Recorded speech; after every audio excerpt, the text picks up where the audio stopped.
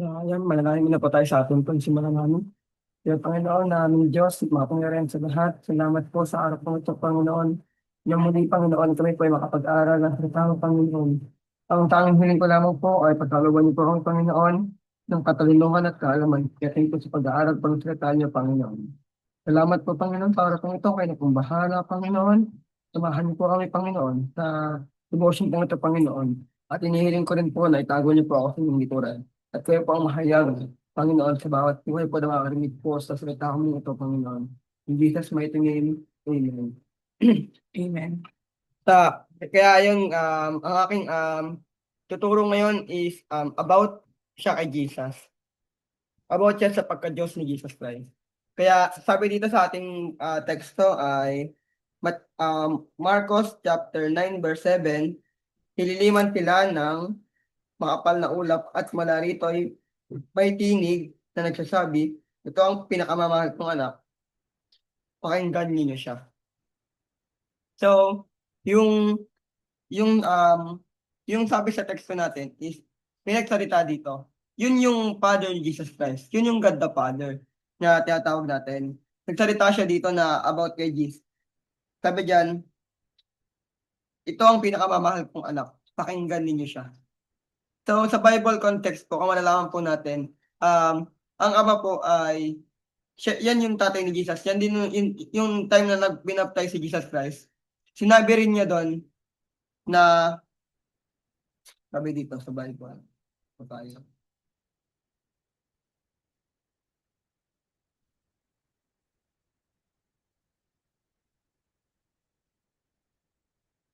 Um, sabi dito, at isang tinig ang mula sa langit na nagsasabi, ito ang pinakamamahal kong anak. Lubos na siyang, lubos ko siyang kinalulugdan. Ibig sabihin dito ay ibinanggit or sinabi ng Diyos Ama na yung anak ko na yan, yung nakikita niyo na yan, yung sinasamba niyo na yan, isinugo ko yan para dyan sa mundo. Para magkaroon kayo ng pangalawang buhay. Kasi itong buhay ko na to is hindi ito permanente. Meron tayong buhay na meron tayong buhay sa pangalawang buhay na yun na po yung permanent na buhay natin. Kaya sa hapong ito, nais kong ipaintindi sa inyo na yung Jesus na ito yung magbibigay sa atin ng pangalawang buhay. Ito yung buhay na permanente, ito yung buhay na magkakaroon ng kaligtasan. Kasi ayon sa Biblia ay itong buhay dito sa mundo ay hindi ito permanent. May hangganan to. Pero yung pangalawang buhay po natin, sa ikalawang buhay na tatawag natin, is yun po yung permanent. Ano yung sinasabi kong ikalawang buhay? Meron po yung dalawang concept. Una, ikalawang buhay sa impyerno at ikalawang buhay sa langit. Kaya napunta si Jesus Christ dito, kaya siya itinugo. Kaya siya ipinadala sa mundo ay para bigyan ka ng pangalawang buhay. Bigyan ka ng pagkakataon na mabuhay muli doon sa kanyang kaharian. Kaya sabi dito, who is Jesus? Nais ko po sa inyo ipakilala kung sino nga ba si Jesus. At paano ko yung gagawin? Gamit po yung Bible. Ako po ay nakadepende sa Bible. Kasi yung Bible po yung ginamit ng Panginoong Jesus para ipaalam yung nangyari sa mundo.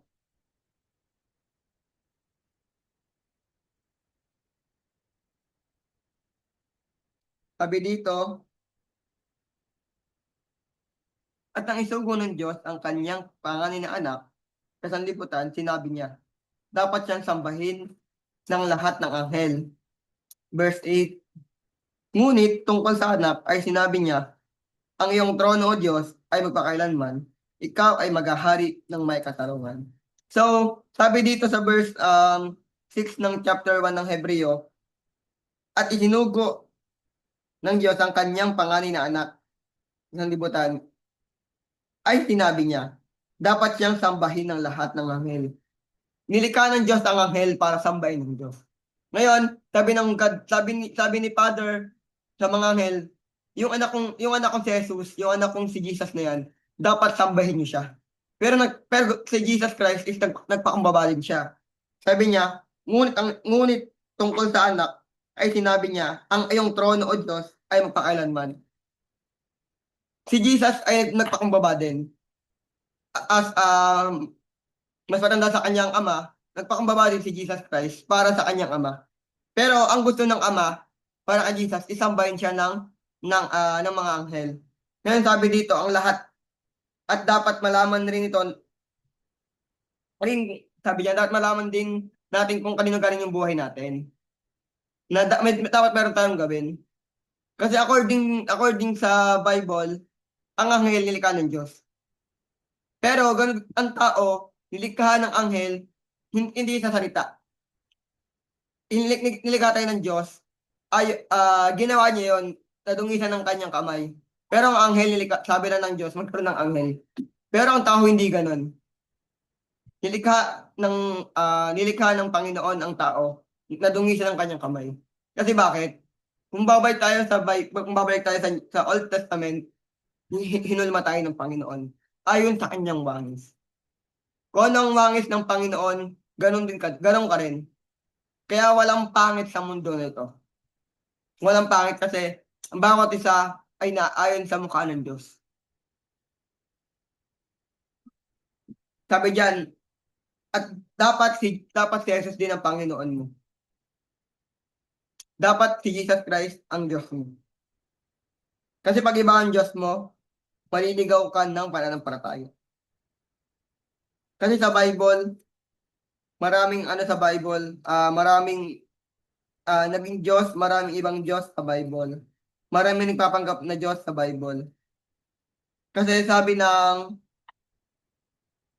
Book of Matthew chapter 24 ay maraming lalabas na mga bulaang propeta, mga bulaang mamamahayag ng salita ng Panginoon. Kaya dapat ay maging mapanuri tayo kung saan tayo sasamang sekta o reliyon. Pero para sa akin, walang sekta na makakapagligtas sa atin. Walang sekta ang makakapagdala sa atin sa langit. Tanging ang Panginoong Hesus lamang ang makakapagdala sa atin sa langit. Wala nang iba. Kasi sabi ng Bible, Book of John chapter 14 verse 6 ay tanging si Jesus lamang ang siya makakapagligtas.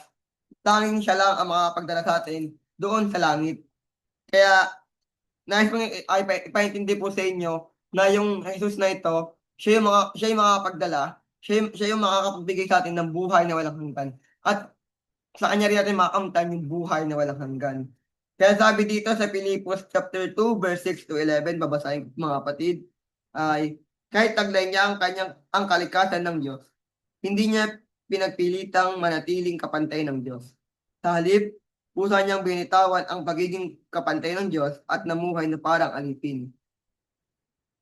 Ipinanganak siya bilang tao at nang siya'y maging tao, nagpakumbaba siya at naging masunurin hanggang kamatayan. Maging sa krus man ay maging ito man ay kamatayan sa krus. Dahil dito, siya'y lubusang itinaas ng Diyos at binigyan ng pangalang higit sa lahat ng pangalan. Sa ngayon, sa pangalan ni Jesus ay luluhod at magpupuri ang lahat ng nasa langit, nasa lupa, at nasa iag ng lupa.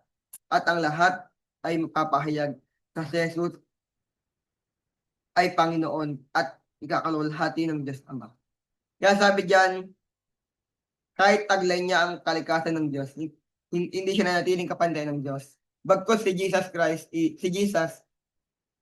is nagpakababa siya. At imbis na Diyos siya, ginawa niya, sinabi niya sa ama niya, Ama, okay lang po. Isugo mo ako sa mundo. Mamamatay ako para sa mga tao. Hindi niya sinabi na, bakit ako magpapakamatay para sa kanila? Hindi ganun sinabi ni Jesus. Bagkus nagpakumbaba siya. Buhay niya, sinakripisyo niya para sa ating mga tao. Kaya, para sa akin, or sa akin na lang, kaya ako nagkakaroon o kaya ako sumasamba sa Panginoon para magkaroon ako ng buhay na walang hanggan. Kaya ako ay binabahagi si Jesus sa inyo is para ganoon din kayo. Para makamtan nyo rin yung buhay na walang hanggan. Kasi bawat isa sa atin ay may kaligtasan na kailangan sundin. Kasi ang kaligtasan is individual. Hindi ko kayo kayang iligtas, hindi kayo kayang iligtas ng pastor nyo, ng simbahan nyo, tanging sa sarili nyo, ikaw ang siya mag-aayos ng kaligtasan mo. Paano maayusin yun? Sumampalataya ka sa Panginoon. Sumampalataya ka sa Diyos na siyang lumikha sa'yo. Kasi according sa Revelation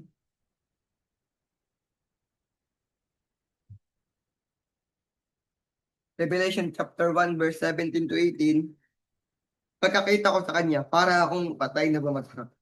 Sa kanyang paanan, ngunit ipinatong niya sa akin ang kanyang kanang kamay at sinabi, huwag ka matakot. Ako ang simula at ang wakas.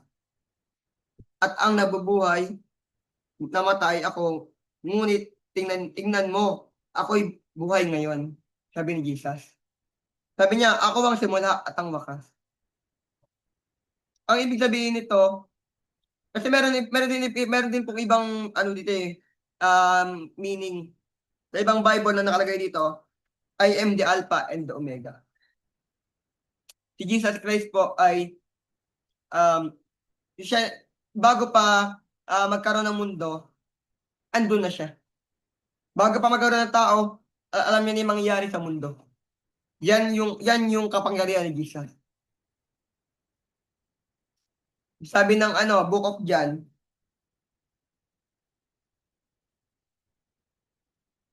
chapter 1 verse 1 ay nang pasimula ay naroon na ang salita. Ang salita ay kasama ng Diyos at ang salita ay Diyos. Nang pasimula ay kasama na ng Diyos ang salita. Kaya dito guys, sabi dito, in the beginning, nandun na yung salita. Sino yung salita? Yun po si Jesus Christ. Hindi, iba, dito sa Book of John chapter 1, is hindi pa to yung name niya is Jesus dahil hindi pa siya pinapanganak dito. Kaya dito ay nagkaroon dito ng pagtatalo-talo yung mga Israelita. Kaya yung mga Israelita is ngayon is nandun pa rin sa turo ni Moises. Kasi hindi nila kilala yung Messiah. Hindi nila tinanggap si Jesus as a Messiah. Pero yung mga Israelita na to is maliligtas. Kasi according sa Bible, ito yung pangako ng Diyos sa mga Israelita. Simula pa lamang. Kasi sabi niya kay Abraham, simula sa iyo hanggang sa kauling-huling saling lahi ng mga Israelita ay maliligtas. Sabi dito, sa pasimula ay kasama na ng Diyos ang salita. Ibig sabihin, nag-i-exist na ang Panginoong Jesus. Hindi pa lang Jesus ang pangalan niya. Kaya nung time na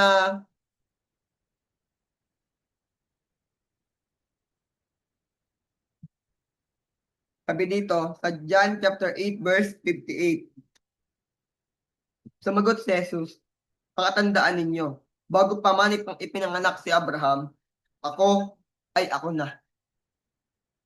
Ito rin yung sinabi ng Panginoon kay Moses. Sabi ni Moses, Panginoon, sino po o ano pong pangalan sasabihin ko sa kanila? Para maniwala sila. Sabi ng Panginoon, sabihin mo isinugo ka ng pangalan ay ako nga. Ibig sabihin yun si Jesus. Ibig sabihin ng Panginoong Jesus, bago pa man likhain ang mundo, naroon na. Bago pa magkaroon ng tao, magkaroon ng universe, andun na. Kaya, ang pagkamatay ni Jesus Christ, ito ay prophecy. Ito ay mangyayari. Ang pagbaba ni Jesus Christ sa mundo, ito ay mangyayari. Because of sin. Kasi sa totoo lang, si Jesus Christ ang pinambayad sa kasalanan ng tao. Si Jesus Christ ang naging kabayaran ng kasalanan natin mga tao. Kasi sa totoo lang, kahit nanggaling Israelita si Adan at si Eva, maging tayo mga hentil ay damay din tayo. Sa kasalanan na yun. Kaya namatay si Jesus Christ para sa ating mga hentil, mga Gentiles. Kaya dapat sa ngayon, kung aspiring ka, kung gusto mo maglingkod sa Panginoon, go lang maglingkod ka sa Panginoon. Kasi hindi pa huli ang lahat. Lalo't na ngayon, palapit na ng palapit ang pagbabalik ng Panginoon. Dumarating na yung mga senyales, na pabalik na ang Panginoon. Kaya sa devotion ng Hallelujah Ministry na ito ay nais namin ipaintindi sa inyo na si Jesus Christ ay hindi lang siya basta Diyos. Siya ay makapangyarihang Diyos. Kaya lang lamang po yung nais kong ibahagi sa inyo. Kaya manalangin pa tayo sa ating pagtatapos. Tumuko po tayo at pumikit. Kaya Panginoon naming Diyos na nagbibigay sa amin ng kaalaman.